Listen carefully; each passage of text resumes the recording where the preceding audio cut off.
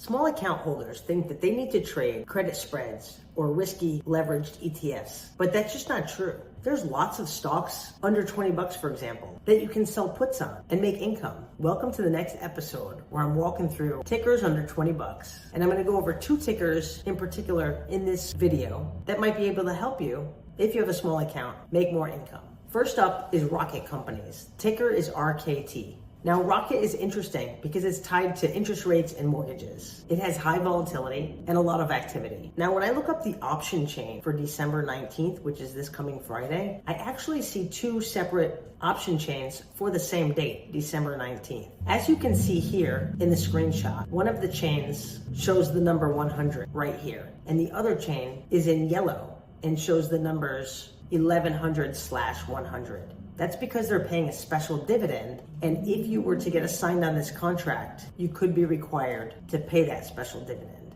The best advice I give people generally is just stay away from contracts when they pay a special dividend. They're kind of confusing, and it's better to just wait, honestly. I personally feel that options trading does not have to be confusing. It can be simple if you make it simple. There's two basic strategies, selling a put and selling a covered call, and just stay away from things that can be confusing like this, for example. So let's look at the second stock that I was looking at today, which is Sunrun. Ticker is RUN.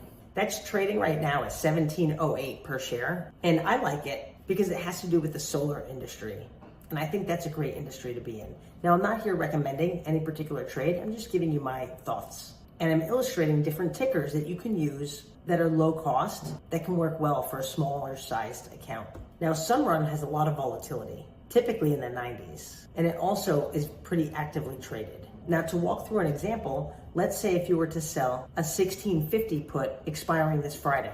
Now, you only have 2 days left, Thursday and Friday, so it's very short dated. It last traded at $19. And so if we were to calculate our rate of return, we divide 19 into 1650, which would be the capital required to make the trade.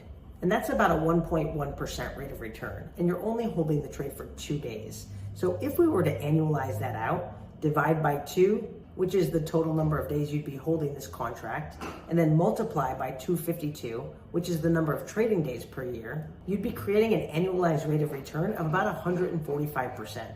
Super, super high because the volatility is super, super high. Now, you'd only want to sell a put if you'd be okay buying the shares at your strike price. And you also want to keep cash on the side because if the ticker does go down, you want to be able to sell another put and perhaps buy more shares and average your cost down.